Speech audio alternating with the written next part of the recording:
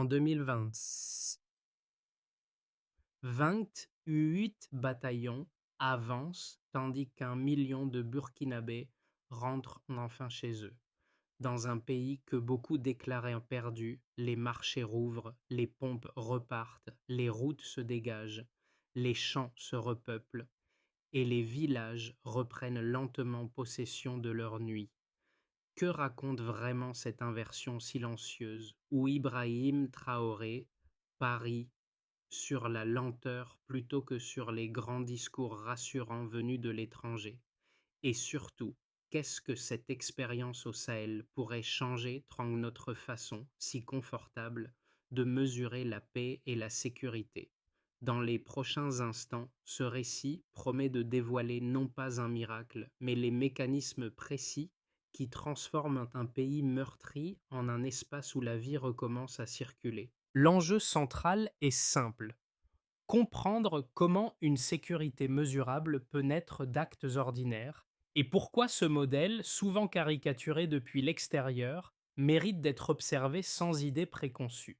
Cette promesse de clarté, tenue dès les premières scènes, repose sur une logique concrète.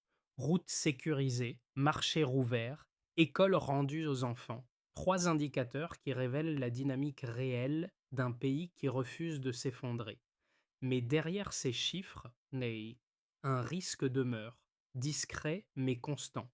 Tout progrès reste fragile tant qu'il dépend d'un équilibre volatile entre sécurité locale, cohésion sociale et capacité productive. Et une question, glissée comme un fil tendu, continue de hanter l'ensemble. Que devient un modèle fondé sur la dignité si le monde persiste à ne voir en lui qu'une exception inconfortable? Ce doute, minuscule mais tenace, agit comme une petite question en filigrane et prépare la suite du récit. La bascule apparaît dès les premiers relevés. En 2025, 28 bataillons d'intervention rapide tiennent désormais les axes vitaux, tandis que plus d'1 million de personnes ont retrouvé leur village. Ces deux chiffres, placés côte à côte, révèlent une dynamique rarement perçue depuis l'extérieur. La sécurité ne progresse pas par proclamation, mais par retour mesuré des gestes ordinaires. Ce mouvement, enclenché après la prise de pouvoir d'Ibrahim Traoré en 2022, suit une logique de terrain qui rompt avec les approches classiques. Là où les plans internationaux misaient sur des calendriers politiques, le Burkina Faso recentre l'effort sur la reconquête de l'espace vital. Routes dégagées, puits rouverts, écoles réparées. Le principe s'impose par couches successives. Frapper vite pour desserrer l'étau, puis s'installer durablement afin que les villages puissent reprendre leur souffle. Dans les zones naguère vidées par la peur, les signes tangibles s'accumulent. Les ateliers mécaniques recommencent à vibrer, des marchés reprennent vie, des enfants retrouvent le chemin de l'école sous les manguiers. Chaque scène, modeste en apparence, fonctionne comme un indicateur. Un moteur qui redémarre, une chèvre ramenée à son propriétaire, un seau d'eau tiré d'un puits réparé. Ces gestes, bien plus qu'une statistique, mesurent la reconquête du quotidien. À mesure que le terrain se stabilise, un second pilier s'installe, les brigades civiles. Médiateurs, enseignants, policiers communautaires demeurent là où les soldats ne font que passer. Leur rôle n'est pas de proclamer la paix, il consiste à la rendre visible, palpable, vécue. Ce glissement d'une présence militaire à une présence humaine constitue l'une des clés de la méthode burkinabé. Dans ce contexte recomposé, la question suspendue du début commence à trouver son premier écho. Si une paix peut renaître du bas, pourquoi persiste-t-on ailleurs à la construire depuis la hauteur des tribunes? Ce doute, discret mais structurant, ouvre la transition vers les scènes qui suivront. Au niveau du sol, la transformation prend un visage humain. À Tomago, un ancien déplacé devenu cultivateur résume d'une phrase tout ce que les statistiques peinent à dire. Avant, je priais pour voir un soldat. Aujourd'hui, je prie pour qu'il reste. La scène paraît simple, mais elle révèle la fonction réelle des patrouilles. Escorter les enfants vers l'école, sécuriser les puits, maintenir les couloirs où les familles recommencent à circuler. Lorsque ces gestes se répètent, ils créent non seulement une impression de sécurité, mais un cadre social entier qui se remet à respirer. Plus loin, à Boulay Dumuhun, une institutrice rouvre sa classe sous un manguier. Les bancs sont frustes, les ardoises fissurées, mais 22 élèves retrouvent leur voix en même temps que leur place. Ce micro-cas, presque anodin, devient l'un des marqueurs les plus précis du redressement. Chaque rire d'enfant fonctionne comme un signal faible que la normalité revient. Ces deux figures guides incarnent mieux que de longs rapports la portée du tournant initié depuis 2022. Le modèle repose sur une proximité continue. Les soldats stabilisent, les civils s'installent, les habitants reprennent. Entre ces trois niveaux se tisse une trame où la sécurité n'est plus un événement, mais une présence durable. Ce premier faisceau d'effets révèle une intention plus profonde, faire du quotidien, même le plus fragile, un socle d'ordre. Et la question implicite pour le spectateur demeure nette, presque dépouillée. Si la paix se lit dans les gestes qui reviennent, que mesure-t-on vraiment lorsqu'on ne regarde que les discours? Tout commence par une déchirure. En 2022, le Burkina Faso s'effondre par pans entiers. Routes piégées, marchés noyés dans la cendre, villages désertés. Les structures craquent, les familles fuient, les saisons se brisent. Ibrahim Traoré hérite d'un territoire morcelé et d'un peuple dispersé. Le premier geste n'est ni symbolique ni diplomatique. Il est logistique, brutal, immédiat, reprendre le terrain mètre par mètre. C'est le déclenchement. Les bataillons d'intervention rapide naissent de cette urgence. 28 unités sont formées en moins d'un an. Elles avancent vite sans chercher le triomphe, mais un espace vital. Chaque route dégagée devient une respiration. Chaque village repris rallume un point sur la carte humaine. Le climax surgit au moment où la stratégie bascule du mouvement rapide à l'enracinement. Après la poussée militaire, les premières vagues civiles arrivent. Médiateurs, enseignants, policiers communautaires prennent place.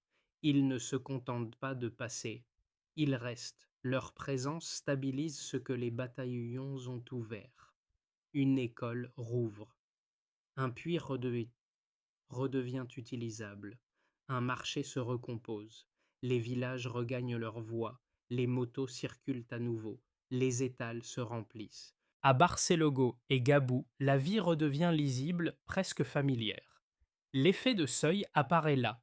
L'État ne parle plus de retour à la normale, il l'incarne. À ce stade, la peur recule, doucement mais sûrement. La logique frapper puis s'ancrer, formulée dès les premières semaines, trouve son expression la plus nette. Ibrahim Traoré la répète sous différentes formes. Aucune graine ne pousse sous les balles. Le cœur de la méthode tient dans ce renversement chronologique où la stabilité naît d'une présence locale persistante et non d'un calendrier politique extérieur. La rémanence, la phase où les effets se prolongent, se lit dans le quotidien retrouvé. Les foyers reviennent, les femmes relancent les marchés de mil, les enfants reprennent les cours, les chèvres réapparaissent dans les enclos, les ateliers reprennent leur cliquetis, les scènes se multiplient modestes mais décisives. Elles nourrissent ce que certains appellent contrôle humain du territoire. Non pas une expansion autoritaire, mais une densification de gestes ordinaires. Le contraste avec les lectures extérieures se creuse. Les observateurs étrangers regardent les uniformes. Le terrain regarde les outils. Les premiers y voient une militarisation. Les seconds y voient une permanence qui protège. Ce décalage alimente un malentendu plus large. Le Burkina Faso ne copie pas un modèle, il en invente un. Dans cette séquence prolongée, l'économie locale recommence à fonctionner. Les coopératives achètent les récoltes. Les ateliers réparent les pompes. Les petites unités de transformation réapparaissent. Les frontières avec le Mali et le Niger reprennent leur rôle de corridor. Les familles autrefois dépendantes de l'aide extérieure gèrent leur propre programme. L'assistance internationale ne disparaît pas, elle change de place. Elle cesse d'être une béquille et devient un levier. C'est là que le récit s'épaissit. Le pays cesse d'attendre, il agit, il répare, il construit, il replace la dignité au centre de la reconstruction. À la fin de cette séquence événementielle, une certitude fragile s'impose: ce modèle peut tenir, mais seulement s'il continue de s'exercer chaque jour dans chaque geste. Et derrière cette lente remontée, une question demeure, suspendue. Que devient une souveraineté qui ne demande plus la permission d'exister? La progression se lit d'abord dans un simple basculement numérique. Plus d'1 million de déplacés ont regagné leur foyer, contre des centaines de milliers encore dispersés 2 ans plus tôt. Ce passage du manque au retour décrit un mouvement concret, mesurable, presque physique. Il indique que les routes, les champs et les villages ne sont plus seulement sécurisés, mais réappropriés. Chaque famille revenue représente une cellule de vie retrouvée, et l'ensemble dessine une carte sociale qui se recolore. Ibrahim Traoré place cette statistique au centre de sa méthode, car elle reflète une réalité que les discours n'atteignent pas. La stabilité avance quand les populations cessent de fuir. Le second indicateur clé, les 28 bataillons d'intervention rapide, traduit une transformation structurelle. Leur déploiement, pensé d'abord pour reprendre les axes vitaux, devient une présence régulatrice qui soutient les couloirs humanitaires et empêche les ruptures brutales. Le chiffre semble strict, mais il sert une logique simple: stabiliser les circulations essentielles. Ces unités ne symbolisent pas la puissance, elles matérialisent la continuité que les villages réclament depuis longtemps. Leur constance garantit que les marchés ouverts un jour restent ouverts le lendemain, créant un rythme sur lequel les communautés peuvent reconstruire leur routine. Le troisième nombre, l'augmentation de 37% de la production agricole dans les zones réhabilitées, révèle un autre pan du redressement. Ce pourcentage, apparemment technique, signifie un retour de la confiance plus qu'une performance. Il indique que les terres ne sont plus abandonnées, que les cycles agricoles reprennent, que les outils ressortent des abris. Cette hausse reflète un redémarrage économique où les récoltes, les troupeaux et les semences se redistribuent autrement. La production ne retrouve pas seulement du volume, elle retrouve un rôle politique en rendant les villages moins dépendants des circuits d'aide importés. Autour de ces trois mesures s'articule une trame plus large: les canaux rebâtis, les puits purifiés, les semences distribuées gratuitement forment une constellation d'actions qui soutient le redressement. Le plan agropastoral 2023-2025 irrigue 8 filières prioritaires, toutes orientées vers une autonomie progressive. Cette orientation ne vise pas l'autarcie, mais l'équilibre: réduire la vulnérabilité sans rompre les coopérations utiles. Les écoles du Programme alimentaire mondial, désormais alimentées par le mil local, incarnent ce changement silencieux où l'économie interne reprend place dans les circuits internationaux. Le champ nourrit l'école renforce la communauté, et la communauté entretient le champ. Cette boucle, discrète mais robuste, constitue l'un des ressorts les plus sûrs de la stratégie. Les critiques peinent souvent à interpréter ces chiffres. Elles les lisent comme une tentative d'isolation alors qu'elles traduisent un recentrage. Pour le terrain, ces nombres ne sont pas des outils de communication, mais des preuves de continuité. Ils montrent que la souveraineté ne s'improvise pas, elle se mesure à la capacité d'un pays à produire, circuler et se soigner sans rupture. C'est dans cet enchaînement patient que se stabilise le modèle voulu par Ibrahim Traoré. La donnée chiffrée, loin d'être froide, devient un récit condensé. Elle remplace les déclarations par des trajectoires et les intentions par des résultats. À mesure que ces indicateurs convergent, un principe se confirme: la résilience n'est pas une ambition, mais une pratique. Les critiques extérieures avance un premier argument solide. La trajectoire actuelle du Burkina Faso risquerait de se refermer sur elle-même. Selon cette lecture, la réduction des partenariats internationaux, la mise à distance des bailleurs traditionnels et la centralité des forces de sécurité créeraient une dépendance structurelle à l'appareil étatique. Le pays, affirme-t-il, pourrait manquer d'investissement, d'expertise et de relais diplomatiques. Dans cette perspective, la reconstruction resterait fragile, exposée aux chocs climatiques ou frontaliers, et l'absence d'élections régulières compliquerait la reconnaissance internationale. Leur raisonnement pose une question sérieuse. Comment garantir la stabilité si les soutiens extérieurs s'effacent progressivement? Les partisans internes défendent une position tout aussi construite. À leurs yeux, le véritable risque n'est pas la réduction de l'aide, mais la dépendance qu'elle a entretenue pendant des décennies. Ils rappellent que les communautés locales gèrent désormais leurs propres programmes: irrigation, élevage, microcrédit, routes restaurées. Les femmes, piliers des marchés de mil, reconstruisent les circuits courts. Les jeunes maintiennent les ateliers, les comités de village arbitrent les tensions et les anciennes zones interdites réapprennent la vie collective. La stabilité, affirme-t-il, ne vient pas d'une tutelle extérieure, mais d'un tissu social qui reprend son rôle. Dans leur approche, l'autonomie n'est pas un slogan. Elle est une maturation, une façon de transformer chaque foyer réinstallé en unité active d'un système plus large. La réponse fondée surgit lorsque ces deux visions sont confrontées au terrain.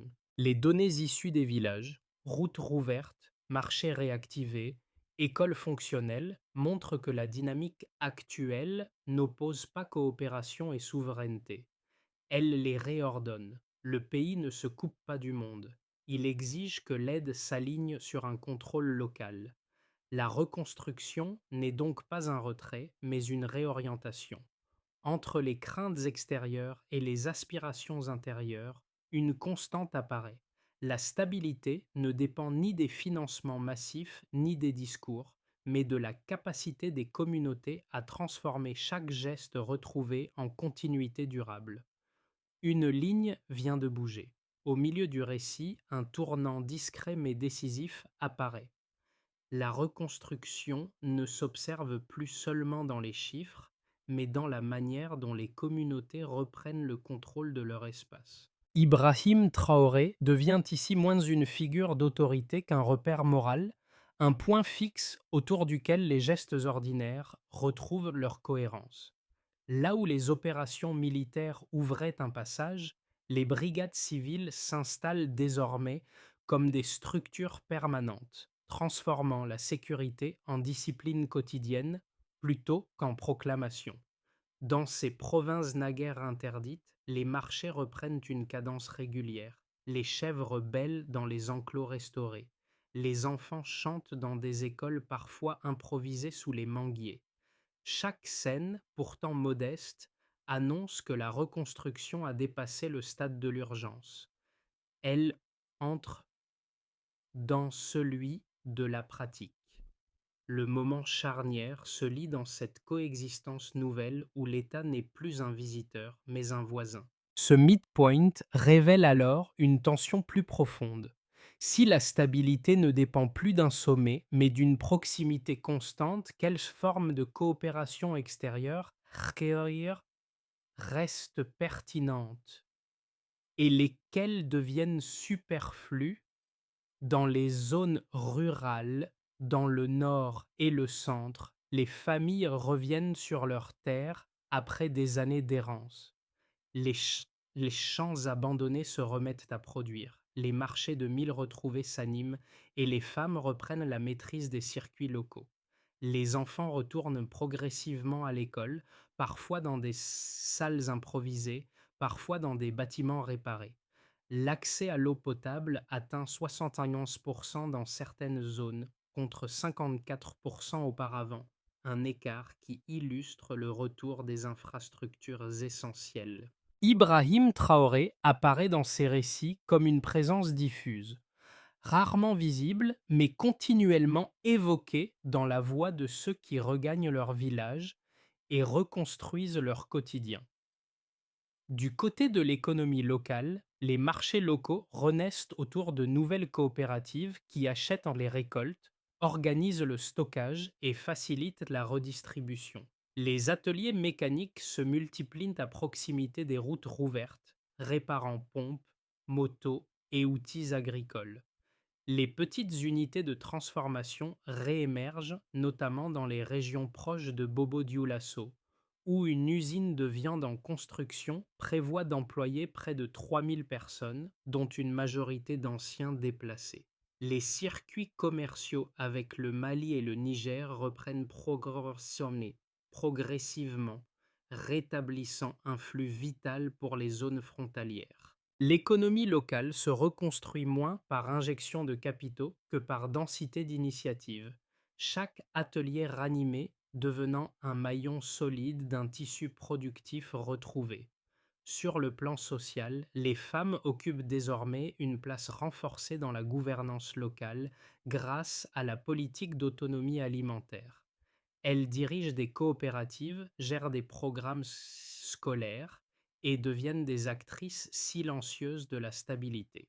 Les jeunes, longtemps tentés par l'exil, trouvent un rôle dans la logistique, la santé communautaire ou la production vivrière. Les anciens arbitrent les tensions dans les villages, ancrant la résolution des conflits dans des pratiques locales plutôt que dans des interventions extérieures. À mesure que chacun retrouve un rôle clair, le sentiment d'appartenance se renforce et la citoyenneté s'élargit. Contribuer suffit désormais à appartenir. Le tissu social, d'abord fragile, se densifie autour d'une idée simple. Vivre de son propre travail est déjà une forme de victoire. À l'échelle régionale, la stabilisation progressive du Burkina Faso modifie le centre de gravité du Sahel. La coopération renforcée avec le Mali va le Niger rompt l'isolement imposé par les sanctions et ouvre la voie à un bloc sahélien inédit. Les échanges commerciaux reprennent, les patrouilles transfrontalières se coordonnent et les infrastructures partagées redeviennent fonctionnelles. L'Union africaine observe avec prudence cette trajectoire qui échappe au modèle classique de reconstruction. Les chancelleries occidentales peinent à qualifier cette indépendance assumée, tandis qu'Ibrahim Traoré, discret mais constant, devient pour beaucoup un symbole de persévérance plus qu'un chef d'État omniprésent. Les mois qui viennent s'annoncent décisifs pour un Burkina Faso encore tendu entre résilience et fragilité. Trois trajectoires se dessinent, chacune révélant une tension entre ce qui a déjà été reconstruit et ce qui reste vulnérable. Elles ne prédisent rien, elles éclairent des chemins. Elles montrent surtout que la continuité, plus que l'exception, constituera la véritable épreuve. Dans une première possibilité, la continuité vigilante. Dans cette hypothèse, la tendance actuelle se maintient. Les populations continuent de revenir progressivement. Les récoltes connaissent une hausse modérée d'environ 8% et la sécurité reste sous contrôle sur les axes principaux. Les infrastructures rurales se consolident tandis que les partenariats avec le Mali et le Niger se renforcent autour de programmes agricoles et logistiques. Les tensions internes demeurent présentes, mais contenues grâce aux structures locales qui ont retrouvé leur place. Ce scénario repose sur une discipline silencieuse. Tenir le rythme, préserver l'équilibre, éviter les ruptures brutales. Dans une perspective plus favorable, la consolidation souveraine. Si les pluies sont favorables et que les financements régionaux se maintiennent, la croissance agricole pourrait dépasser les 12%. Les retours de déplacés atteindraient potentiellement millions de personnes et les unités de transformation, viande, céréales, fruits, commenceraient à exporter vers les pays voisins. Dans ce cas, le Burkina Faso deviendrait un pôle de stabilité inattendu au Sahel. L'économie décentralisée montrerait qu'un modèle fondé sur la proximité peut rivaliser avec les schémas d'aide classiques. La confiance publique montrait d'un cran, consolidant l'élan entrepris ces 2 dernières années. Dans une hypothèse plus difficile, la rechute sous pression, les menaces climatiques et sécuritaires pourraient inverser la courbe.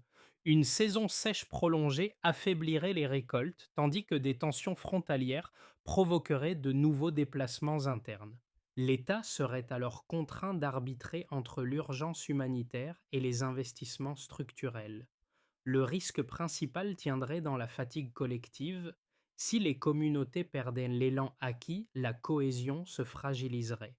Pourtant, même dans cette trajectoire sombre, une constante demeure: la stabilité dans ce pays s'est toujours gagnée par la persistance quotidienne plutôt que par les grandes déclarations. Les transformations observées au Burkina Faso ne résonnent pas uniquement dans le Sahel. Elles touchent aussi ceux qui regardent de loin, chacun selon sa propre position. Trois groupes, souvent séparés par les réalités, trouvent pourtant dans cette expérience un miroir commun. Leur rapport à la stabilité, à la dignité et à la responsabilité révèle ce que ce récit dit vraiment de nous. Pour ceux qui cherchent à comprendre, pour les observateurs attentifs, la trajectoire burkinabé rappelle qu'un pays ne se relève pas par décret, mais par couches successives de gestes répétés.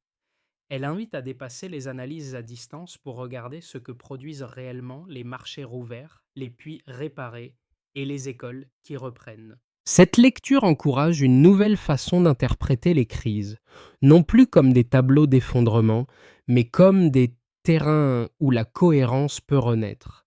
Pour ceux engagés dans l'aide ou la coopération, pour les acteurs engagés dans les ONG, les institutions ou les programmes internationaux, le modèle burkinabé pose une question essentielle: comment aider sans remplacer? La reconstruction observée ici montre qu'une assistance efficace commence par un ancrage local, puis par un retrait progressif qui laisse les communautés conduire leurs propres priorités. Deux idées simples: écouter d'abord, s'ajuster ensuite, deviennent alors des repères concrets. Pour ceux vivant dans des sociétés stables, pour les publics éloignés des zones de crise, l'histoire agit comme un rappel discret. La stabilité n'est pas un confort, mais une pratique. Elle naît du lien entre travail, confiance et responsabilité. Ces trois notions, souvent tenues pour acquises ailleurs, apparaissent ici dans toute leur simplicité exigeante. Le récit devient alors une invitation: regarder nos propres institutions avec moins d'automatisme et davantage de lucidité. Ibrahim Traoré présente sa méthode comme une pratique plutôt qu'un programme. Elle s'appuie sur 5 chantiers précis, chacun reliant sécurité, production et dignité. Leur articulation compose une feuille de route lisible, conçue pour durer au-delà des urgences. Il s'agit d'abord de sécuriser avant de bâtir. Les 28 bataillons, devenus une présence permanente, assurent d'abord la stabilité minimale. Leur mission consiste à garder ouverts les axes, protéger les couloirs humanitaires et empêcher les ruptures soudaines. La mesure se fait par un indicateur simple: route fonctionnelle, marché stable, retour continu. Il faut ensuite identifier en chaque foyer.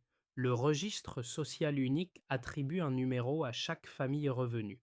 Ce système évite les détournements, fluidifie la distribution des ressources locales et redonne à l'État une présence tangible. La progression se lie dans la capacité à suivre chaque foyer sans perte d'information. Il devient alors essentiel de relancer les moyens de subsistance. Le programme d'appui aux micro-activités vivrières finance les ateliers, l'élevage et les marchés. Une femme peut acquérir une chèvre, un jeune rouvrir une échoppe.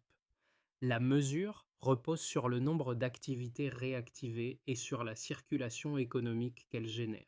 Garantir la santé universelle constitue une autre étape importante. Le régime d'assurance maladie universelle protège les familles contre les chocs. Cette étape stabilise les foyers et évite que la maladie ne détruise les gains obtenus. Le suivi s'effectue à travers l'accès aux soins et la diminution des ventes de bétail pour raisons médicales. Enfin, rendre les indicateurs publics permet de suivre les progrès, les données, retour de population, production agricole, accès à l'eau, scolarisation, deviennent des outils de reddition. Elles servent à vérifier, non à promettre. La méthode repose sur la transparence. Ce qui ne progresse pas doit être ajusté. Cette feuille de route condense la vision d'Ibrahim Traoré, une souveraineté qui se construit par discipline, pas par déclaration. À Tomago, l'homme qui disait prier autrefois pour apercevoir un soldat regarde aujourd'hui son champ avec une tranquillité nouvelle. La phrase qu'il confiait sous le manguier résonne différemment maintenant. Ce n'était pas un souhait militaire, mais une demande de continuité, de présence et de stabilité. Ce motif, discret dans la première moitié du récit, revient ici pour montrer ce qui a réellement changé. La peur n'organise plus le quotidien, c'est le travail qui en redessine le rythme. Dans les villages, les voix des enfants retrouvant leur classe rappellent celles entendues à Boulay du Mouhoun, là où une institutrice avait rouvert son école sous l'ombre d'un arbre. Le geste semblait fragile, presque improvisé, mais il portait déjà l'idée centrale. Reconstruire, c'est répéter. Ce fil, tendu du début à la fin, éclaire la portée humaine du modèle. Dans cette reconstruction patiente, Ibrahim Traoré n'apparaît ni comme un héros, ni comme une silhouette abstraite. Il devient un repère, une permanence qui permet au geste de prendre racine. La dignité, ici, ne s'enseigne pas, elle s'exerce. Une nation avance en silence. Le récit du Burkina Faso ne se referme pas sur une certitude, mais sur une possibilité. Il montre qu'un pays meurtri peut se relever sans bruit, par couches successives de travail, de patience et de responsabilité partagée. Il révèle aussi qu'aucune reconstruction durable ne repose uniquement sur les institutions. Elle s'enracine dans les gestes que les habitants répètent chaque jour, même lorsqu'ils semblent minuscules.